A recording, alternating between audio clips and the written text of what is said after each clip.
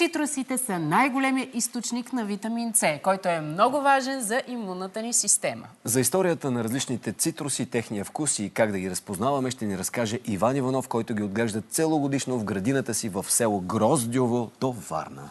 Вижте. В градината си Иван Иванов отглежда лимони, портокали, а също и така екзотичният цитрус ръката на Буда. По принцип, лимоновото семейство е много голямо, но тук съм събрал няколко вида, които са много различни, като форма, като вкус и като кора. Можем даже да обърнем внимание и да обясня първо разликата на лимона и цитрона. По принцип, цитрона е вид цитрусово дърво, което заедно с помелото и киселата мандарина са изходните форми на цитрусите.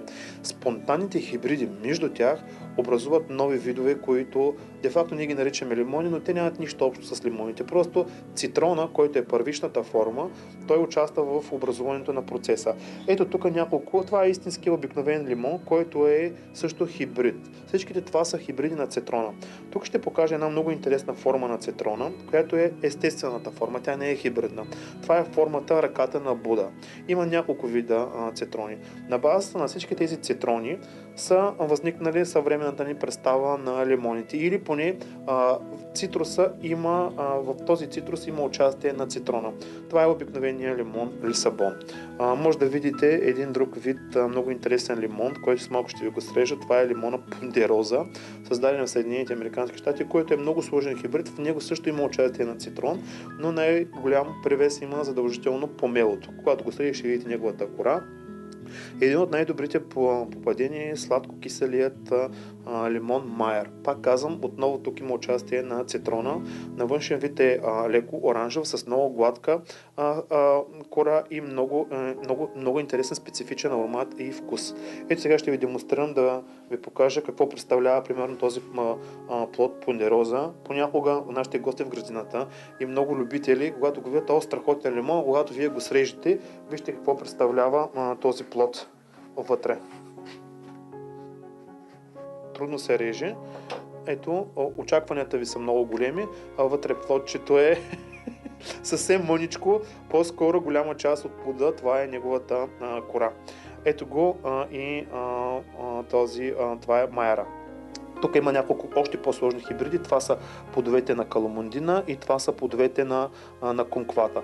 Ще обърнем малко по-голямо внимание на цитрона, който е изключително нов вид за България. От много ентусиасти се отглежда в домашни условия, но ние успяваме да го отглеждаме на открито в градината. Пак казвам, зимата, когато е много студена, има специална зимна конструкция. Използването му като цитрусов плод, при него 90% е кора.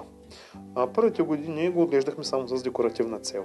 Но в едно мое посещение във Виетнам ми направи впечатление, че в тази държава се използва абсолютно всяка една част на плода. Изцяло в Азия се използва като добавка в рибната кулинария. Значи основен елемент е като салати с риба, с гриловани риби и така нататък. Но има и още едно много добро приложение, което днес ще ви демонстрирам как се прави. Това са така наречените захаросани бомбони от ръката на Буда. В интерес на истината видях го и в търговската верига на България, която се продава естествено на много висока цена. И решихме да покажем тази процедура, как де-факто вие може да използвате цитрон и да използвате неговата кора. В много страни този плод наистина има много интересни свещени функции, участва в религиозни обичаи, примерно в Израел, в специален празник, нещо като Деня на благодарността, се използва като благодарност към боговете, а в други страни, примерно, се пренася предимно страните, в които изповядват будизма. Това ще го срещнете пред всяка една ступа. По принцип, аз казвам, че е 90% плод, но за мен е де-факто той си е 100% кора. Може да видите цялата вътрешна част, почти липсва тази характерната за цитрусите течна част, която съдържа плода. Предимно това е кора. Ето сега в момента ще го нарежи на малки парченца и ще започне самата подготовка за правенето на така наречените захарни бомбонки. Всяка една пръчица ще бъде отрязана отделно. Ако искате, примерно, да не бъдат малки парченца бомбонини, може да бъдат цели пръчици от цитрона. Тоест може да се използва цялата пръчица, която да бъде. Но в този случай ние ще направим по-малки бомбонини топченца, което тя в момента започва да прави. Ето това е напълно нарязания цитрон на малки парченца, кутийки, квадратчета, задължително врат на силен огън 30 минути.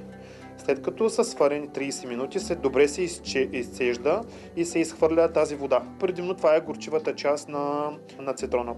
А това е следващия етап от желените бомбони на цитрона. Значи първата вода на силен огън 30 минути се вари, тя се изхвърля. Тук може захарта да бъде 2-3 чаши най-много на този плод и тук сега започва да ври на по-бавен огън. Понякога отнема около час и тук се получава нещо като желирана смес или гъст захарен сироп до тяхното пълно омекване и придаване на по-сладък вкус на кората на цитрона. Като следващия етап ще бъдат прецедени, ще бъде махната тази вода и плодовете се слагат на решетка или на геоир, както се казва. Трябва да се изцедят в рамките на 24 часа. След този процес се овъргалят в захар и тогава чак са годни за консумация.